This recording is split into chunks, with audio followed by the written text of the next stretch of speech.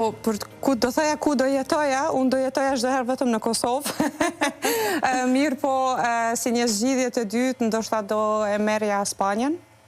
Jam shumë fanse e ushqimit spanjoll, edhe gjithashtu Spanja, jeta spanjolle më pëlqen shumë. Ndoshta se ngjason aq shumë me neve, mirë po më pëlqen si vend, po t'ishte ndoshta edhe ekonomia më e mirë, sigurisht që do e zgjedhja Spanjën në vend të Gjermanisë. Kur e mendon, Greta ka 2 bachelore, 2 mastere dhe po ashtu është në përfundim të doktoratës. Kanë qenë këto të gjitha drejtimet të ngjashme apo ndryshojnë nga njëra tjetra krejtësisht? Domethënë 2 bacheloret i kam përfunduar paralelisht, domethënë kam qenë në juridik të përgjithshëm edhe gjithashtu në menaxhment turizëm dhe hoteleri, që nuk ngjasojnë. Arsyeja ka qenë unë kam qenë çdo herë e flakt për pjesën ligjore. Ndoshta familja kanë menduar që pasi që flas shumë gjuhë të huaja, ndoshta do të isha më adekuate në atë pjesën e turizmit dhe hotelerisë.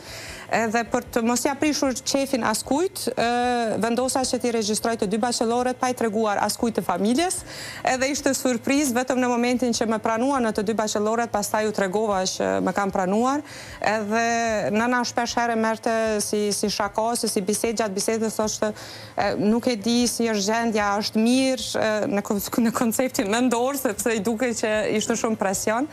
Në atë kohë mirë, po pastaj u dhe mësuan me atë pjesën që isha me të vërtet shumë e etur për të mësuar. Ndoshta masterin e parë kam pasur domethënë në Kosovë, në drejtimin penal, pasi që në zemër jam penaliste. Ndërsa masterin e dytë në shtetin gjerman kam pasur në të drejtat e njerëzit në politikë, ligj dhe në shoqëri. Dhe tani në doktoratur jam prapë në drejtimin penal. E ceke që në kuadrë të bachelorëve të programeve të ndryshme, nëna juaj i ka pasur, themi ato rezervat e veta, dhe mendimet e veta personale, opinionet të ndryshme. Për master, si ishte situata Gret? Për master ishte mësuar. E ke parë atë rrugtimin që kur i mëson një herë, pastaj e din se si është vazhdimi.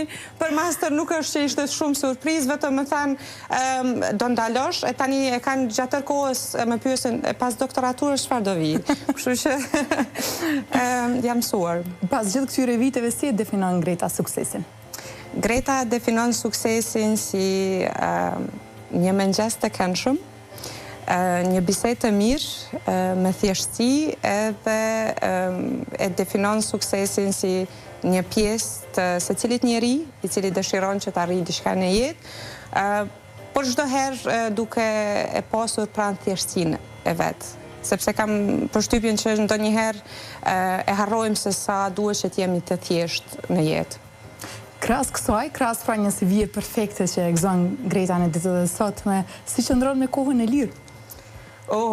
Kjo është një pyetje shumë e mirë. Greta qëndron me kohën e lirë, nuk e di. Në këto pushime që i kam tani kohët e fundit, e kam përshtypjen që koha e lirë është bërë një luks, të cilin nuk mund ta shijoj, pasi që kam shumë angazhime. Mundohem që të gjej kohë, mirë po tani po shpresoj verës, kemi ngelur në ato pushimet verore. Mirë po gjatë viteve të fundit e kam vërejtur që me të vërtet pas studimeve koha e lirë është bërë një pjesë që është paksa më vështirë për ta gjetur. Krahas kësaj, kush e ka duar trokitur suksesin tënd, përveç familjes që është pjesë e padiskutueshme e jetës tuaj? Sigurisht si që ceke familja, pastaj besoj që shoqërinë kam pasur një përkrahje shumë të mirë nga shoqëria, nga kolegët tani që i kam të punës, i kam më të vërtet shumë përkrahës të mi, nga profesorët, nga të gjithë personat të cilët i njoh, të paktën unë e perceptoj që i kam përkrahës edhe çdo herë mundohem që sukseset e mia t'i ndaj së bashku me ta, që të kemi përkatësisht diçka të përbashkët për të ndarë. Ai dekurajimi për të qenë pjesë e universitetit si asistente, ishte një lloj mësimi për ty, edhe apo ishte një motiv shtesë për të vazhduar për sukseset që i gëzon sot? Kisha një profesor gjatë viteve të para të studimeve që më bëri një pyetje. Tha, Greta, si e sheh ti drejtsinë? drejtsinë, sepse unë çdo herë kam qenë nga ata personat më luftarak. Çdo herë them jam një gladiatore për të ndjekur drejtsinë. Edhe më thoshte Greta, po si e sheti drejtsinë? Thash, unë e shoh drejtsinë shumë drejt. Thash, e kishim marrur një udhkryq dhe një rrugë, thash, unë e shoh shumë drejt.